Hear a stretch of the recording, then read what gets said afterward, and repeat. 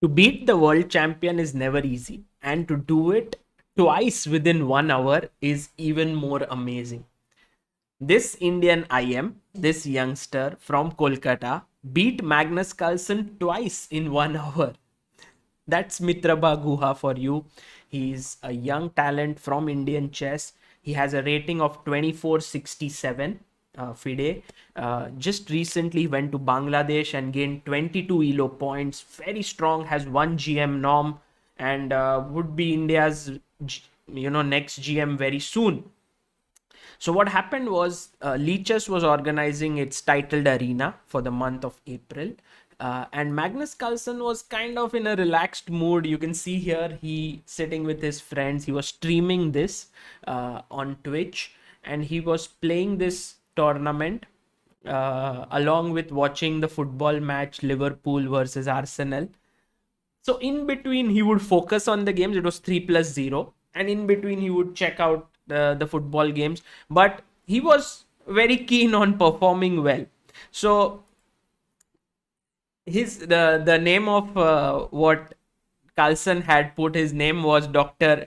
Greckenstein, and this is how the first game happened. So Mitrabha was playing with the black pieces and Carlsen played f3, and he was playing all these weird kind of system. Let me flip the board. d5, king f2, the bong cloud, e5, and you can see how Mitrabha was actually I don't know if this is preparation as such, but he just played in the center, bishop d6, castles, knight c3, and now a very good move, e4. So white is cramped up, but this was Carlsen's idea. 3-minute game. I'm superior than you as a player. I'll figure out a way to trick you. And true, I mean, there's still some fight definitely left in the game.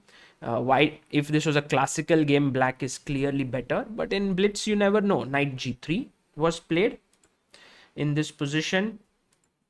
And then rook e8, f4, c5 was played, breaking in the center. Knight to b5 takes here. Now if you were to take on d6, I can win a pawn with d takes e3. So Magnus took back, because even if he took with the queen here, then I can even save my bishop, and next move just kick the queen away with c5. It would be very bad. So knight takes c5, knight went back to e2, d4, very good move.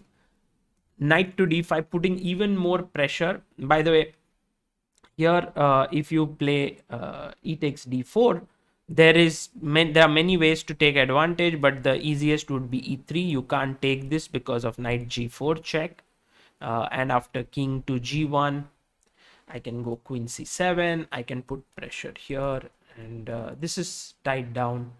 This is just bad position.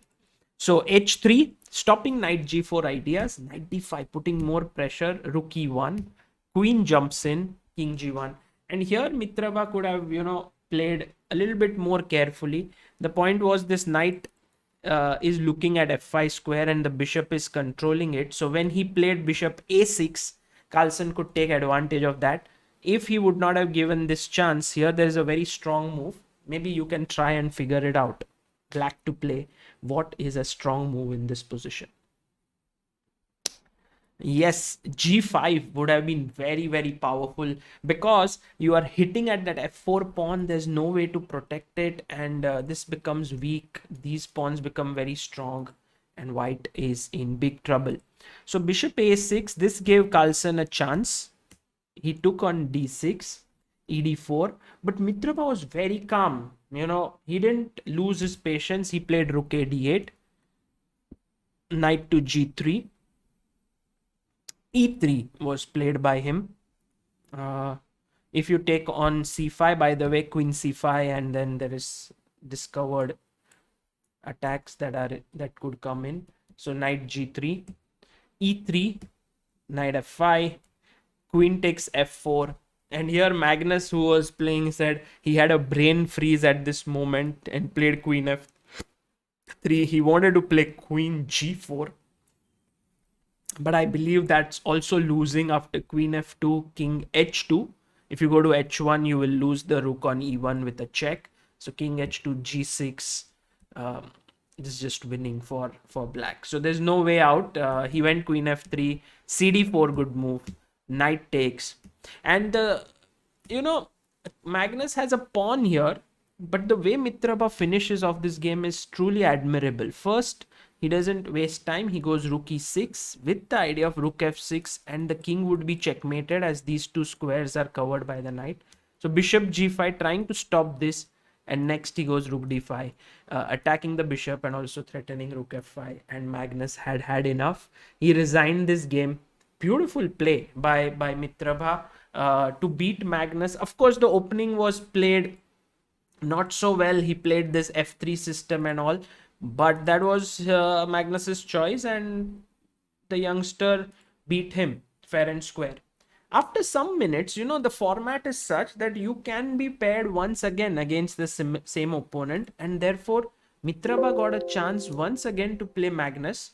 This time he got to play with the white pieces.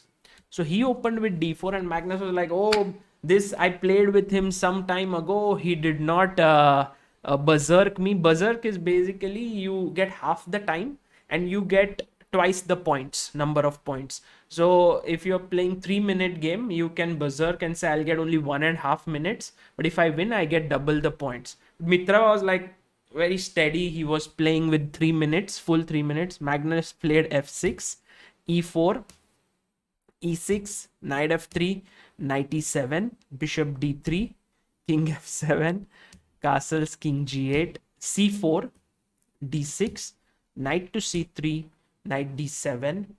And once again, very solid play, and he broke in the center with e5, de, f5.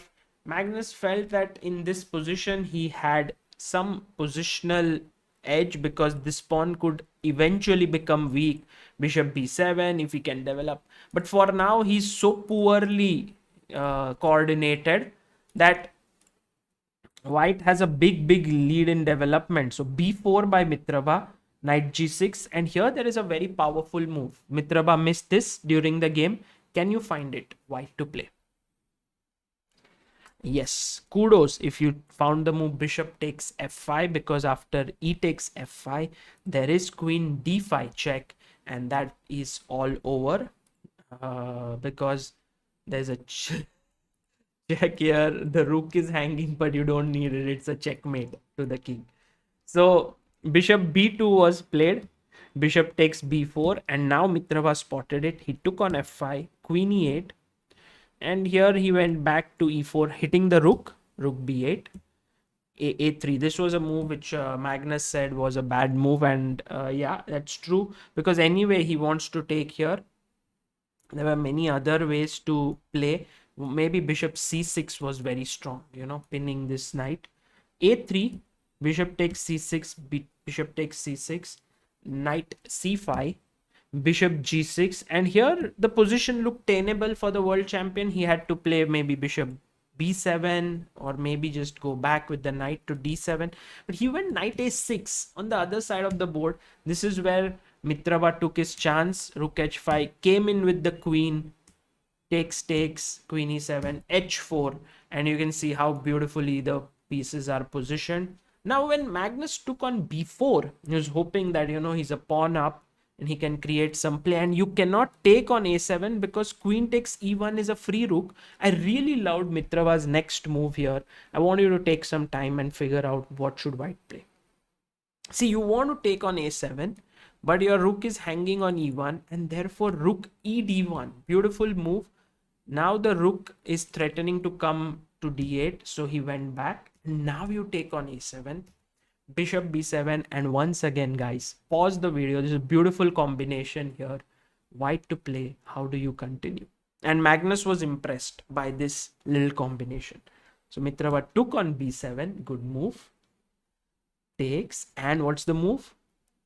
Queen takes e6. Beautiful, because if you play king h8, you're just going to lose the queen.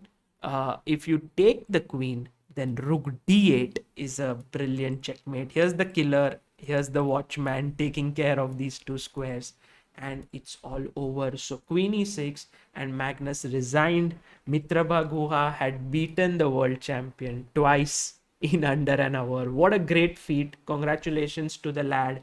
And of course, these games were played in a lot of fun for the world champion. He was not 100% focused, but it still shows how strong this boy is and how likely he is to be one of the top players of India and the next grandmaster from the country. This is Sagar Shah signing off. Hope you enjoyed the video.